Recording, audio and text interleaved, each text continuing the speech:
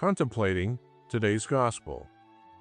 Liturgical Day, Wednesday of the 8th week in Ordinary Time.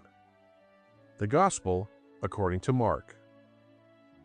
The disciples were on the way, going up to Jerusalem, and Jesus went ahead of them. They were amazed, and those who followed were afraid. Taking the 12 aside again, he began to tell them what was going to happen to him. Behold, we are going up to Jerusalem, and the Son of Man will be handed over to the chief priests and the scribes, and they will condemn him to death and hand him over to the Gentiles, who will mock him, spit upon him, scourge him, and put him to death. But after 3 days he will rise. Then James and John, the sons of Zebedee, came to Jesus and said to him, "Teacher, we want you to do for us whatever we ask of you." He replied, "What do you wish me to do for you?"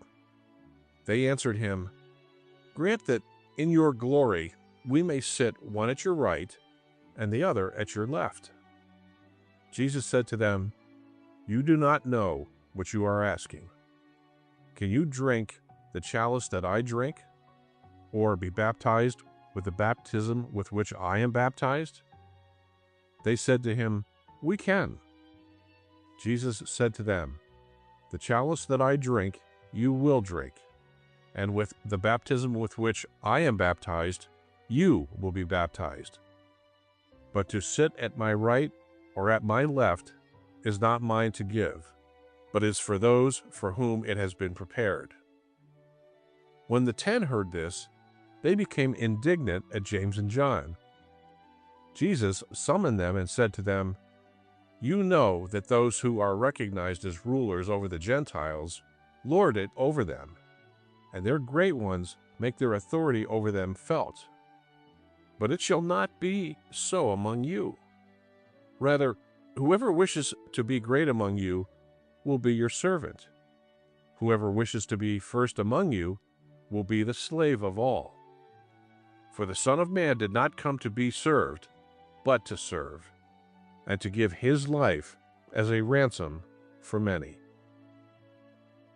Commentary by Father René PARADA from San Salvador, El Salvador. For the Son of Man did not come to be served, but to serve, and to give his life as a ransom for many. Today the Lord teaches us what our attitude should be toward the cross. His burning love for the will of his Father to accomplish the salvation of humankind, of every man and woman, moves him to hasten to Jerusalem, where he will be handed over. They will condemn him to death. They will scourge him and put him to death.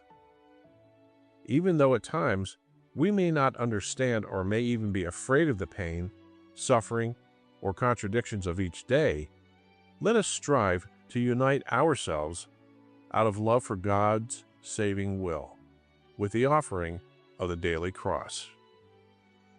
The frequent practice of prayer and the sacraments, especially the personal confession of sins and the Eucharist, will increase our love for God and for others for God's sake, so that we will be able to say, "We can," despite our miseries, fears, and sins.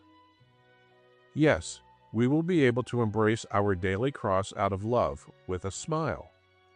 That cross, which manifests itself in the ordinary and everyday, fatigue at work, the usual difficulties in family life and social relationships, etc.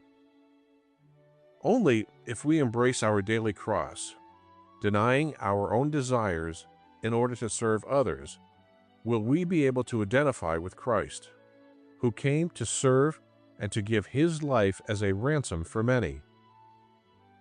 St. John Paul II explained that Jesus' service attains its fullest expression in his death on the cross, that is, in his total gift of self. Let us therefore imitate Jesus Christ, constantly transforming our love for him into acts of service to all people, rich or poor, educated or uneducated, young or old, without distinction. Acts of service to draw them closer to God and free them from sin.